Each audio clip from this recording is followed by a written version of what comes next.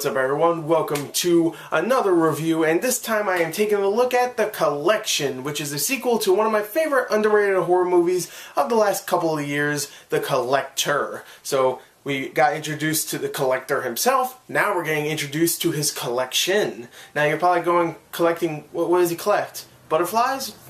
Marshmallows? Necklaces? No. I don't know why those three things came to my mind. No, he collects something else, but I'm not going to tell you until I get to the story, which I will right now. So, the story. The story for The Collection takes place maybe a month or two after The Collector, because they make it feel like a little bit of time has passed, but not too much. So I'm going to say maybe a couple months. And in this story, we follow a new character named Elena, who is I guess a teenage girl, maybe in her early 20s, I'm not really sure, who just got blew off by her boyfriend. She's all like, oh man, I can't hang out with my boyfriend. Then her friend calls and says, hey girl, let's go to a dance club and have fun. And she's all like, totally. They go to the dance club and they have to give the secret password to get in there. And then, you know, they have a good time. They start dancing, blah, blah, blah. Elena finds that her boyfriend is actually there making out with someone else, and she gets pissed, punches him in the face, and then she runs off to sulk and stuff. But then she goes into this room and finds this big chest, and she's like, what the hell? And then she hears something like rumbling inside, and she's like, oh,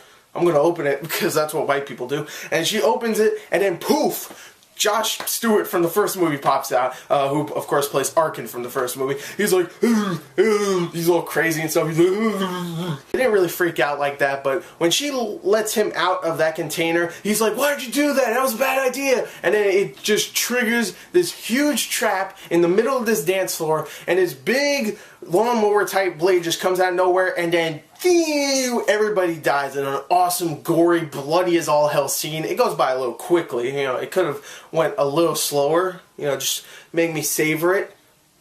Kind of creepy, but you know, it goes a little too quickly, but everybody dies and Arkin gets the hell out of there. Elena is the only one who survives, and she gets taken by the Collector, and Arkin gets the hell out of there by jumping out of a window and says, fuck this place, I'm out. Whee! He is rushed to the hospital where he doesn't get to rest for way too long because a bunch of dudes come in and say, alright, the girl you left behind is very important. The father really wants her back. I'm the bodyguard. I was supposed to be protecting her. I screwed up. I really care for her. You, me, and a bunch of other dudes, we're going to go and track this dude, go into wherever the hell he's hiding, and we're going to go kill him. You know where he is because you were trapped by him. You should know how to get there. And of course, Arkin does, and he agrees to take him there, but he's not going to go into the place.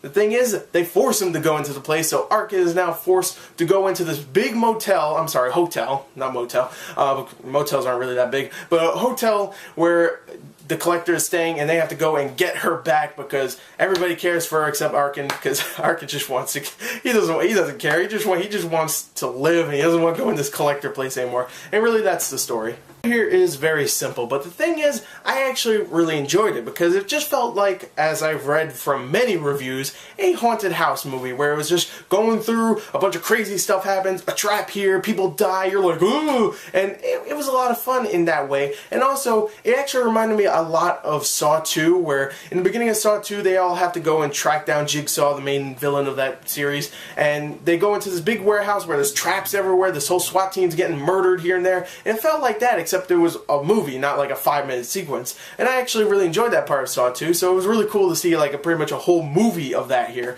And I really liked it. I really liked the characters. Josh Stewart as Arkin is great once again. I loved him in the first movie. I thought he was a great main character, and I'm glad they kept him for the sequel. I liked Emma Fitzpatrick as I keep saying Elena, and I thought she was really good in the film. I really liked her, even though I had this weird feeling that they didn't give her much to do. Like, I mean, she does a lot in the film, but the reason why it felt like that is because she never really talks in the film. She talks, but not too much, so I don't know, it felt like she just didn't have much to do, but she's good for the most part. I can't remember the guy who plays the bodyguard, it's killing me, I should have looked it up, but he did a really good job here. I think his name is Lacello in the film, and he did a really good job here. Christopher McDonald, who plays the father of the girl everybody has to go get, he's really good in the film, even though he's barely in it. Everybody else does a great job as well. Everybody is good, as acting-wise is really good. Some of the characters are a little forgettable, mostly the people that get killed off just to have a body count,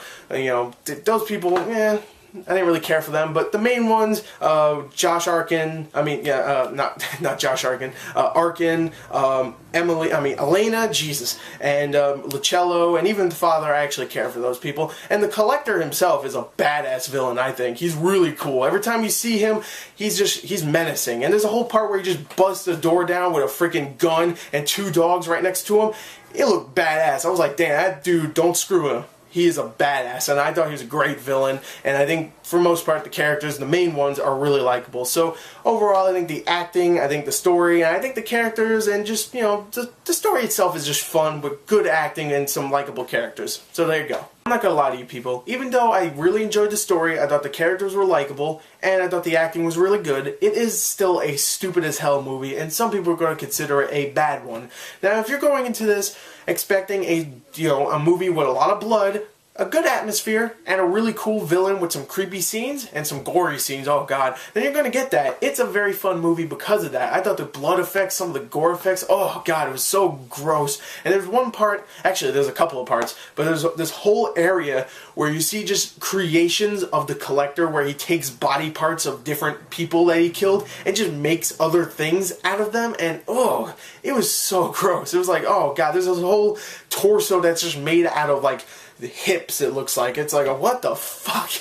It was gross. It really was. And it's some really cool designs when you get to parts like that. I thought it was very disturbing. I thought the main character, Arkin, was very likable. I thought the villain was very, very good. The Collector is a great villain. I would love to see him in more movies. And overall, I just thought it was a very fun movie. Was it good?